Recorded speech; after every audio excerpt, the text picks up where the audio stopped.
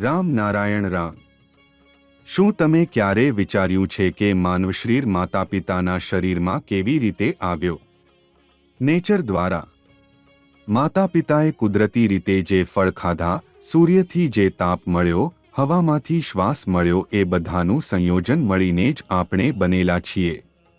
આપણે સંપૂર્ણ રીતે બ્રહ્માંડમાંથી જ બનેલા છીએ। આપણા અંદર એ જાગૃત કરવા માટે આપણે કોઈ માનવસર્જિત ધર્મની જરૂર નથી। ધર્મનો અર્થ જ છે પોતાને ઓળખવો। જ્યારે અમને રામ નારાયણ રામના જપથી બધું મળતું હોય ત્યારે બીજા ધર્મની શેની જરૂર? જે દિવસે માણસને સમજ પડી જશે કે એ શું છે, એ દિવસે તેને બીજા ધર્મની જરૂર નહીં રહે। માણસ સીધો બ્રહ્માંડ સાથે જોડાઈ શકશે। મારા મહાગુરુએ કહ્યું છે કે તમારા સાચા માતાપિતા આકાશ છે, જેમનું નામ છે રામ નારાયણ રામ। જે કંઈ પણ ધરતી પર છે એ બધું આકાશમાંથી જ આવ્યું છે અને આકાશની ગોદમાં જ વસેલું છે। આજકાલ સોશિયલ મીડિયા પર ઘણું બધું દેખાડવામાં આવે છે। લોકો રાજકારણના, ધર્મના અને જાતિના નામે ઉશ્કેરવામાં આવે છે અને લૂંટવામાં આવે છે, જેના કારણે લોકોને સાચું શું અને ખોટું શું એ સમજાતું નથી। તો હવે કરવું શું? એ સ્થિતિમાં માનવસર્જિત શિક્ષણને કુદરત આધારિત શિક્ષણમાં બદલી દેવું જોઈએ। એથી શિક્ષણ વ્યવસ્થા સુધરી જશે। આ ધરતી ક્યારેય વૃક્ષો, પ્રાણીઓ કે માણસોને દૂર કરતી નથી। ધરતી પર રહેલા રાજકારણી, ન્યાયાધીશો, ઇજનેરો, ડોક્ટરો, શિક્ષકો બધાએ કુદરત વિશે વિચારવું જોઈએ।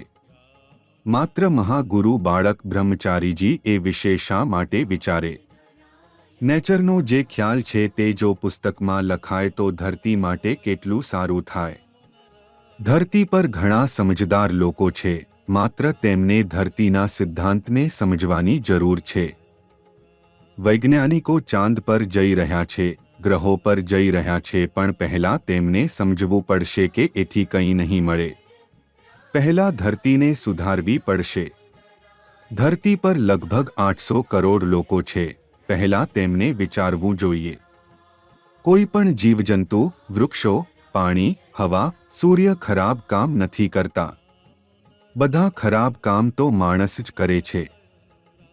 દરેક ભૂલને એક એક કરીને સુધારવી જોઈએ। રામ નારાયણ રામ શું છે એ સૌએ જાણવા જોઈએ। કુદરત બધું જોઈ રહી છે। જ્યારે કુદરત પોતાનું ભયાનક સ્વરૂપ લેશે ત્યારે બધું ઠીક થઈ જશે। પૃથ્વી 52 વખત પલટી ખાઈ ચૂકી છે। હવે ફરીથી પલટે તો તે 53મી વખત થશે। એટલે માનવજાતિએ સુધારવાની જરૂર છે। જો કોઈ વ્યક્તિ ડોક્ટર છે અને પોતાની પદવીનો દુરુપયોગ કરે છે અને લોકોને લૂંટે છે, તો તેને સમજવું જોઈએ કે તે સમગ્ર સમાજના સહયોગથી ડોક્ટર બન્યો છે। એમાં સમાજના કર ટેક્સનો ફાળો છે, ત્યારે જ તમે સારી કોલેજમાં ભણો છો। એટલે કુદરત આધારિત જીવન જરૂરી છે। તેથી રામ નારાયણ રામનો જપ કરો, ધ્યાન ધરો।